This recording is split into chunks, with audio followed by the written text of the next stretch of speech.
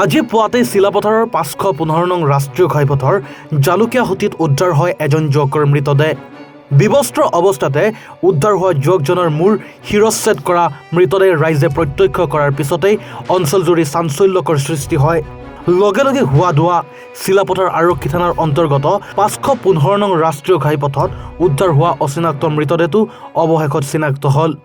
মৃতদেহটো হ'ল চিলাপথাৰৰ ২ নং ভৈৰৱপুৰ নিবাসী কৰ্ণ দাসৰ পুত্ৰ কংকন ওৰফে সুমন দাস বুলি জানিব পৰা গৈছে। সম্পূৰ্ণ বিবস্ত্ৰ আৰু শিৰচ্ছেদ অৱস্থাত উদ্ধাৰ হৈছিল মৃতদেহটো। মৃত যুৱকজনৰ মূৰ হাতত দেখা গ'ল ক্ষতচিহ্ন। প্ৰাপ্ত খবৰ মতে অৰুণাচলত ব্যৱসায় কৰা কংকনে বৃদ্ধ মাতৃৰ চিকিৎসাৰ বাবে ঘৰলৈ আহিছিল। কালি নিশা প্ৰায় ৯ বজাত ডিব্ৰুগড়লৈ বুলি মামা ঘৰৰ পৰা ওলাই যোৱা যুৱকজন আজি শিৰচ্ছেদ কৰা অৱস্থাত ৰাষ্ট্ৰীয় ঘাইপথৰ জালুকীয়া সুঁতিত উদ্ধাৰ হয়। দুৰ্বৃত্তই চোকা অস্ত্ৰৰে নিশংসভাৱে শিৰচ্ছেদ কৰি পেলাই থৈ গ'ল পথৰ দাঁতিত। যুৱকজনৰ AS04S8431 নম্বৰৰ নীলা ছুইফ্ট গাড়ীখন উদ্ধাৰ হয়। মৃতদেহ উদ্ধাৰ হোৱা স্থানৰ পৰা কিছু নিলগৰ কাষৰে চিলাবালি গাঁৱত ইতিমধ্যে চিলাপথাৰ আৰক্ষীয়ে দণ্ডাধীশ জিলা উপ আৰক্ষী অধীক্ষকৰ উপস্থিতিত মৃতদেহ উদ্ধাৰ কৰি অব্যাহত ৰাখিছে তদন্ত। লগতে জব্দ কৰিছে উদ্ধাৰ হোৱা বাহন। ইপিনে চাঞ্চল্য সৃষ্টিকাৰী ঘটনাটোৰ খৰতকীয়া তদন্ত কৰি দোষীক শীঘ্ৰে কৰায়ত্ব কৰি কঠোৰ শাস্তিৰ দাবী জনাইছে স্থানীয় ৰাইজ দল সংগঠনে। অমায়িক আৰু সৰবৰাহী যুৱকজনক হত্যাৰ বাতৰিত মৰ্মাহত হৈ পৰিছে অঞ্চলটোৰ ৰাইজ। এতিয়া আৰক্ষীৰ তদন্ততে ওলাব সকলো তথ্য। প্ৰথম কথা হ'ল চাওক, আজি যিটো অমানৱিকতা যিটো ঘটনা দেখিলোঁ, সেইটো সঁচা কথা ক'বলৈ গ'লে ইয়াক মাৰ্ডাৰ কৰিছে আৰু কোনোবাই ক'ৰবাত কৰি আনি ইয়াত পেলাই থৈছে। তো বিশেষকৈ মই সদৌ অসম বাঙালী যুৱ ছাত্ৰ ফেডাৰেশ্যনৰ ধেমাজি জিলা সমিতিৰ হৈ প্ৰশাসনক বিশেষভাৱে অনুৰোধ কৰিম, এই কালপিকজনক অতি শীঘ্ৰে দৃষ্টান্তমূলক শাস্তি দি আমাৰ মনৰ ভাৱটো যেন আমাৰ শান্তি পাওঁ বা গাৰ্জিয়ানসকলে যাতে শান্তি পায়, সেই ব্যৱস্থাটো যেন প্ৰশাসনে কৰে।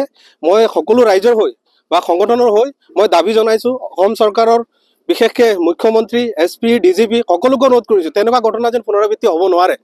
আজি চাওক, এনেকুৱা ঘটনা আজি ইয়াত হৈছে, কালি বেলেগ এজেগাত হ'ব। গতিকে মই আপোনালোকৰ যোগেদি এটা কথা বাৰে বাৰে কৈছোঁ, এই কালপিকজনক সোনকালে অসম চৰকাৰৰ প্ৰশাসন বিভাগে উলিয়াই দৃষ্টান্তমূলক শাস্তি দিব লাগে। পৰিচয়টো জনামতে আমাৰ ভৈৰৱপুৰ গাঁৱৰ কৰ্ণৰ ল'ৰা, তাৰ নাম হ'ল সুমন দাস আৰু তাৰ নিকনেম আৰু এটা আছিল কংকন দাস বুলি মাতে তাক। তেখেত বাজাৰত কিবা এটা দোকান আছে তেখেতৰ। তো মাকৰ বোলে অসুস্থ, মাক বেমাৰ হৈ আছিলে, ঘৰত আহিছিল, মাকক ট্ৰিটমেণ্ট কৰি আছিলে জনামতে। তো সেইটোৱে আমি গম পাইছোঁ। আৰু বিশেষকৈ আপোনালোকে আৰু চালি জাৰি চাওক, আপোনালোকৰ সহায় লাগিব।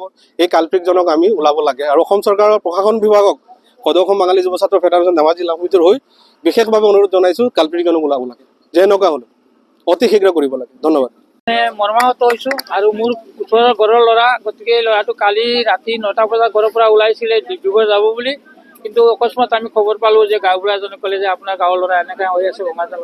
গতিকে এইটো মই প্ৰশাসনক বিনম্ৰভাৱে অনুৰোধ কৰিছোঁ, যাতে ইয়াৰ দোষীয়ে যাতে উচিত শাস্তি পায় আৰু তদন্ত কৰি দোষীক মানে ওলাব পৰা ব্যৱস্থা লয় চৰকাৰে। তাৰ বাবে মই চৰকাৰৰ প্ৰশাসনক মই বিনম্ৰ অনুৰোধ কৰিছোঁ আৰু মোৰ বহুত দুখ লাগিছে। আৰু এইটো লৈ আমাৰ গাঁৱত এতিয়া বহুত এটা হুলস্থুল আছে। এইটো ল'ৰাটো কোনো ঘটনা নাই, কিন্তু কেনে ঘটনা হ'বলৈ পালে যাতে প্ৰশাসনে উচিত তদন্ত কৰে, মানে সেইটোৱে মোৰ অনুৰোধ। কি নাম ল'ৰাটো?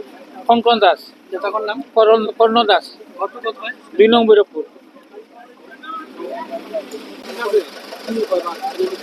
মোৰ নিজৰ ককাই ল'ৰা হয় আৰু মই এতিয়া গম পালোঁ, মই দোকানত আহিছিলোঁ, দোকানত আহি গম পালোঁ যে এনেকুৱা ঘটনা হ'ল। আমাৰ লগৰীয়াবিলাকে ফটো পঠাইছে, এতিয়া আহি কিনে চালোঁ ইয়াত ভাঙা দলঙত পুৰা ডেড হৈ আছে আৰু গাড়ীখন আছে বোলে উত্তৰ বালিগাঁও বোলে গাড়ীখন আছে। এতিয়া আমি গাড়ীখনো চোৱা নাই, এতিয়া মানে ক'ত আছে ক'ত নাই।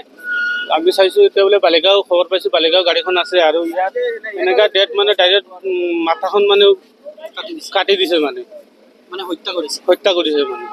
কি বিচাৰিছে এতিয়া আমি প্ৰশাসনৰ পৰা প্ৰশাসনক হাত জোৰ কৰি কৰিছোঁ, আমাক ন্যায় লাগে। আমি দুখীয়া আমাৰ ন্যায় লাগে।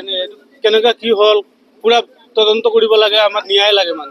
কালি সি ৰাতি ঘৰত আছিলে নাই? কালি ৰাতি 9টা বজাত মেডিকেল যাব বুলি ওলাই আহিছিলে ঘৰৰ পৰা, ভাত চাত খাই কিনি সি নিজে কোনে ফোন কৰিছে, তাৰ লগৰীয়া কোনে ফোন কৰিছে, সি গাড়ীখন লৈ কিনি ওলাই আহিছে। মানে ডিব্ৰুগড় যাব বুলি ইমানে আমি গম পাইছোঁ মানে কোনোবাই হত্যা কৰিছে বুলি সন্দেহ কৰিছে নেকি? আমিতো এতিয়াও সন্দেহ কাৰো কৰা নাই তাৰ এনেও এনেকুৱা শত্ৰু মানুহ নাইও তাৰ সি ভাল মানুহ হয় তাৰ শত্ৰু মানুহে নাই মানে তাৰ এতিয়া সকলোৱে কৈছে যে ইয়াত মৃতদেহ এটা পৰি আছে আৰু তাতে ডিঙি কটা হৈছে একদম ডিঙি টুকুৰা কৰি থৈছে বুলি সেইকাৰণে চাইছোঁ এতিয়া মানুহজনক আমি সকলোৱে প্ৰত্যক্ষ কৰিছোঁ দেখিছোঁ মানুহজন চিনাকি যেন নালাগে আৰু খুব সম্ভৱ ইয়াতে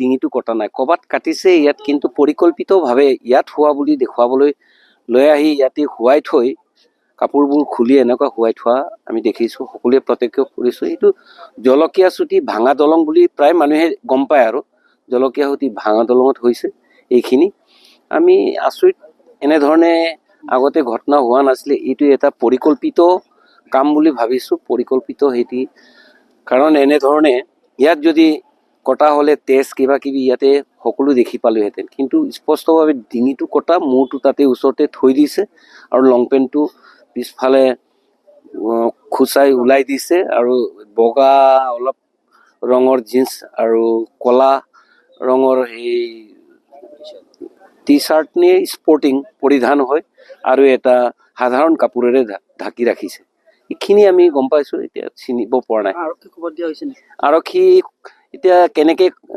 খবৰ পাইছে তেওঁলোকে আৰক্ষী বিষয়াসকলে এই থানা এই আমাৰ চিলাপথাৰ থানাৰ আমাৰ অচি চাপ দেখিছোঁ ইয়াতে কেইবাজনো তেওঁলোকৰ প্ৰশাসনৰ বিষয়াসকলে তেওঁলোকে কি কৈ জানো এতিয়া তেওঁলোককো আমি সোধ-পোছ কৰি লওঁ ধন্যবাদ জোনাইৰ পৰা মাধুৰ্য প্ৰতিম গগৈৰ ৰিপৰ্ট এনি ভাৰত 24